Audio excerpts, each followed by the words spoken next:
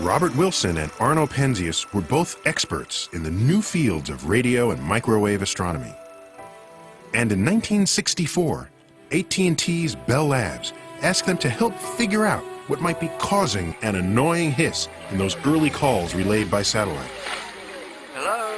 Hello? Can you hear me? Hello? Hello? To do so, they began their detective work with this giant antenna.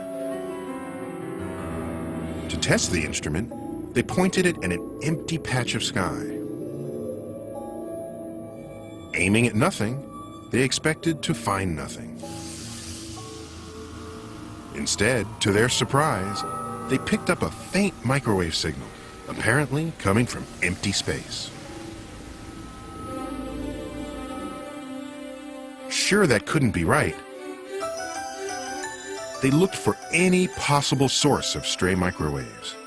There'd been a pair of pigeons living there and deposited pigeon droppings inside, and that was clearly a possible microwave loss material.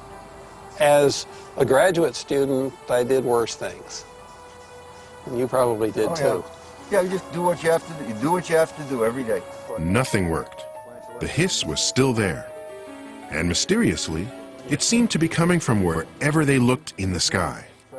We could by then rule out that it came from the horn itself. We were unaware of anything in the sky that should do it, and we thought the horn should not be picking up anything from the ground. It just was sort of surreal. It didn't fit our idea of physics. But the microwave hiss, so perplexing to Penzias and Wilson, did fit a radical idea being explored by a group of physicists just 40 miles down the road in Princeton, New Jersey.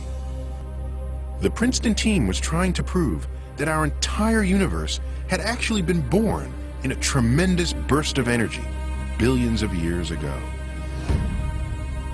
Team leader Bob Dickey believed that some of that energy should still be detectable as a faint hiss of microwaves in space. According to the theory, in the Big Bang, our entire universe, all the matter, all the energy that would ever exist, burst into being at a single instant. A flash of light filled the cosmos, and as the universe expanded, that light stretched with it to longer and longer wavelengths, through the visible range, to the infrared, until now, that flash of light remains as a faint glow of microwaves filling the entire sky. The glow that Robert Wilson and Arno Penzias detected with this antenna.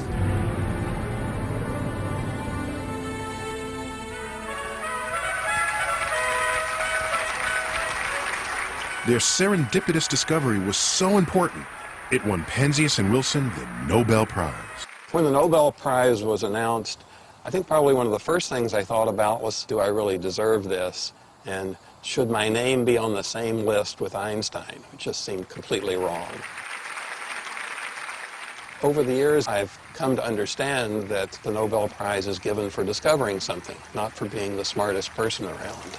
So while there are much smarter people around, we did something significant, and I feel comfortable with it now. Penzias and Wilson's discovery of the microwave background is what made cosmology a science.